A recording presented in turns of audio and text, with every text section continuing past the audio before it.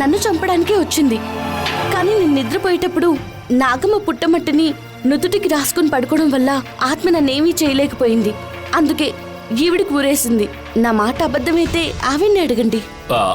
దేవి, గంగ చెప్పింది నిజమేనా? ఇదంతా ఆత్మేనా చేసింది?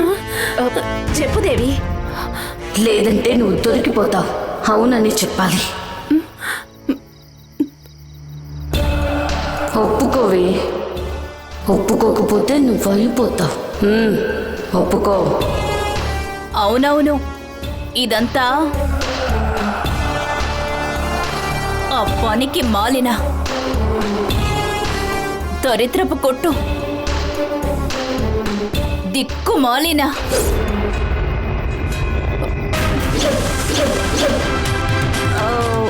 ఆత్మే చేసింది.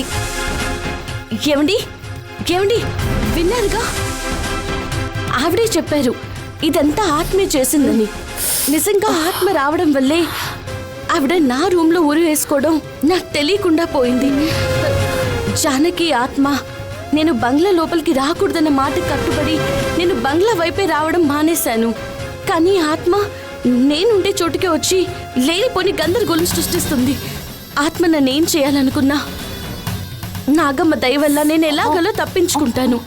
కానీ పాపం ఈవిని తలుచుకుంటేనే నాకు చాలా బాధగా ఉందండి. ఆత్మ ఈవిడ ఒంట్లోకి రావడమే కాకుండా ఈవిడ్ని చంపాలనుకుంటుందండి. ఈవిడ్ని ఆత్మ నుండి ఎలా కాపాడుకోవాలి?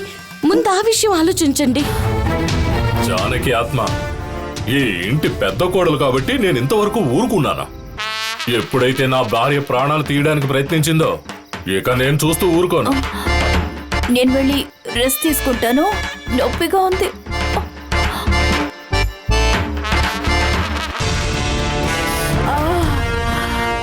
దేవి,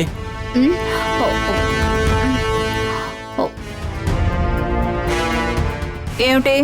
ఏంటా నువ్వు వెళ్ళిన స్పీడ్కి గంగని టోటల్ గా లేపేస్తావనుకున్నాను. కానీ గంగ నీకు ఊరేసింది. దాన్ని ఏవైనా చేయనివ్వు, కానీ ఏ రోజుకైనా దాని చావు నా చేతిలోనే. ఇక గంగని నువ్వు ఏమీ చేయలేవు. ఏ? దానికి విషయమంతా తెలిసిపోయింది. నీ విషయంలో చాలా జాగ్రత్తగా ఆలోచిస్తూ ఉంది తెలుసా? అది ఎంత జాగ్రత్తగా ఉన్నా అంతకంటే నేను జాగ్రత్తగా ఉండి పని పూర్తి చేస్తాను. అది మీ వల్ల కాదు.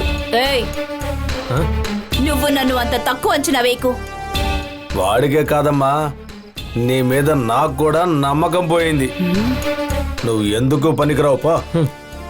మంచి అవకాశం వచ్చినా కూడా చేతులారా పాడు చేస్తావు. నిన్ను నమ్ముకోవటమే వేస్ట్. ఏయ్, అబ్బా, నన్ను పట్టుకొని అంత మాట అంటావా? నేను అనుకున్నది సాధించేంత వరకు నిద్రపోను. గంగే నిన్ను లేపేసేలా ఉంది. నువ్వు దాన్ని ఏమీ చెయ్యలేవు. నేను తలుచుకుంటే ఇప్పుడే దాన్ని పైకి పంపించగలను. అయ్యో, ముందు ఆ పని చేసి చూపించు. చేస్తాను.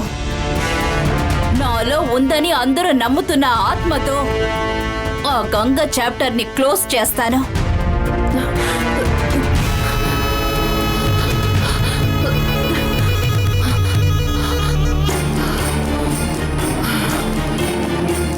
ఆ గంగ ఊరి నుంచి తప్పించుకుందిగా, ఇప్పుడు దాన్ని ముక్కలు ముక్కలుగా నరికి పారేస్తాను.